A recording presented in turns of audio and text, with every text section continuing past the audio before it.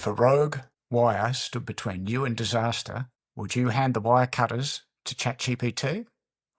This is what I want to unpack in today's episode, because AI is an incredible troubleshooting partner. It's like having a CIA expert in your pocket, but there are still limitations and risks, so you need to have a human safety pin in place.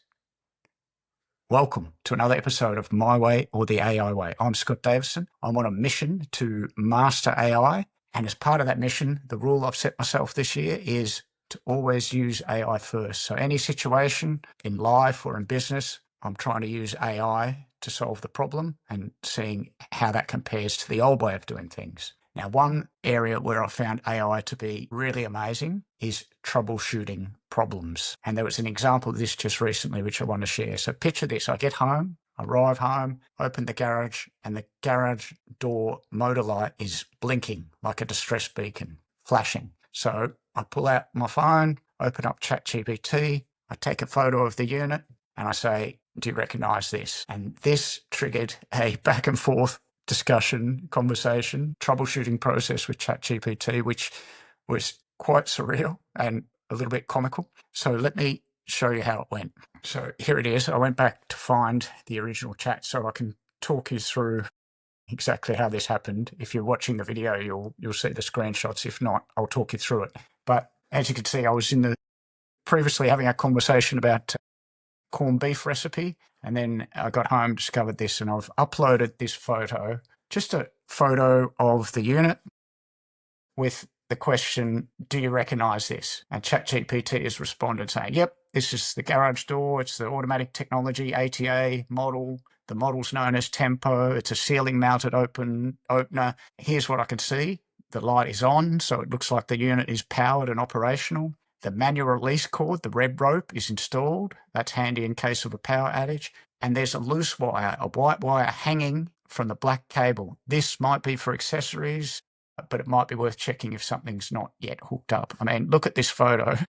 It's picked up that there's a white wire hanging down, and it's realised that could potentially be the problem. All of that from my simple prompt of, do you recognise this? And then it's asked, just curious, what are you trying to do? Are you trying to install or configure it? Are you trying to troubleshoot a problem? Are you trying to understand what that loose wires are for? Let me know what you're trying to do and I'll help you from there. So it's come back to me with a question. And I've said, okay, I'm trying to troubleshoot. The light has started flashing and I'm wondering what that means. ChatGPT, okay, got it. Here's some of the common reasons why a light might be flashing. Number one, it could be a safety beam issue. If this is what to look for there, and this is what the fix would be. Number two, it could be something obstructing or blocking the door. Here's what to look for, and here's how to fix that. Number three, it could be an error code. The number of flashes can indicate the specific error, and here's a fix if that's the issue, or it could be a wiring issue. So here's what to look for, and here's the fix. And again, it's finished by asking me, would you mind checking two things for me? Firstly, does the door still open and close via a remote? And can you count the number of flashes? Example, is it flashing twice, pausing, and then repeating? Once I have that information, I can give you a more precise fix. Or I can send you the link to the user manual with the fault detail. So going back and forth, it's asking me questions. I say, okay, it's flashing 5 times and then repeating, or 6 if you count the final one. And it's great. That's exactly what the detail I needed. For that model, flashing 6 times, this is what the issue is. It's an error code for a safety beam fault. And the problem is that the opener thinks there's a problem with the infrared safety beams, aka the photoelectric sensors. Either they're misaligned, there's a blockage, they're disconnected, or there's a wiring issue. So this aligns with the loose wire in your photos, and that may be one of the safety beam wires that has come undone. Again, it's given me some things to check, 1, 2, 3 options, or it's an option to reset. What I've then done, and this is where it sort of became quite a surreal, almost Macgyver-like moment. Let me show you. So I didn't have a ladder, so I've propped myself up on the wheelie bin like this, and I've taken the cover off and taken a close-up photo of the operating panel of the door, which you can see here. So I've taken a photo of the panel showing the buttons, and I've uploaded that to ChatGPT, and it said, great, this photo clears things up. The loose white wire is likely part of the safety beam. That's meant to go in the terminal block shown. Let's walk through this step by step, okay? And it's talked me through it. It says what you're looking at here is the orange terminal block.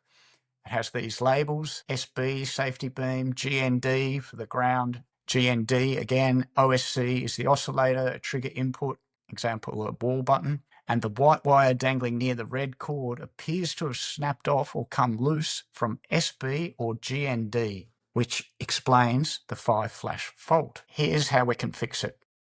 We can reconnect the safety wire beams if you have them installed, or we can bypass the safety beam input if you're not using safety beams. And it's asked me for the next steps.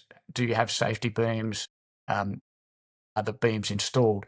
And again, I've just uploaded another photo, sort of a close-up showing those exact buttons it was talking about. I've uploaded that and I said, okay, great. That's an even better photo.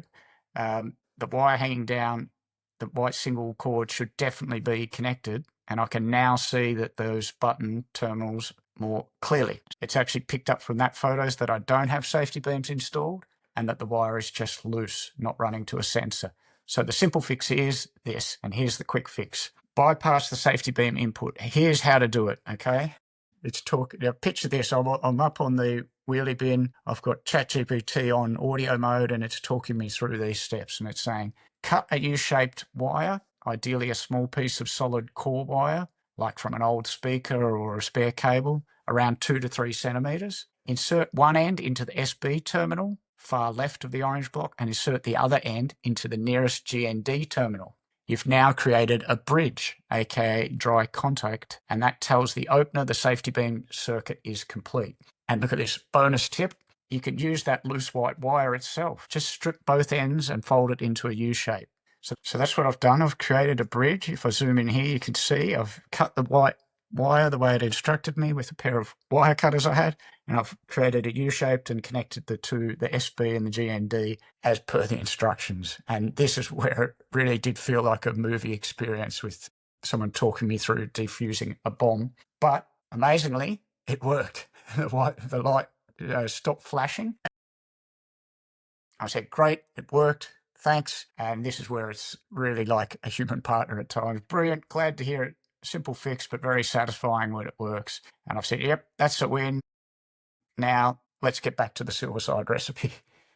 Absolutely. Back to delicious business. Here's the full silverside recipe. And we went back to whatever we were working on before that, which was the recipe for my corned beef. So yeah, quite an amazing experience. I felt like I was in a movie with a bomb expert talking me through each step in my ear. And I followed the instructions and it worked. So quite an incredible example of how AI, ChatGPT in this case, can be a really amazing troubleshooter and just completely different to anything we've had previously. Firstly, it's multimodal, so you can speak to it, you can type to it, you can upload photos. It won't be long before you can share videos or just hold your phone up and show it what you're looking at. You know, those Google glasses start to make sense with this sort of technology. It's conversational. So as you can see, I'm going back and forth. It's talking me through steps. We're trying things. It's completely personalized. So we'll try one thing. If that doesn't work, we try different things. And it's looking at my case, my device, and my symptoms. And yeah, it can be hands-free. So it can literally be like having a conversation with someone on the other end of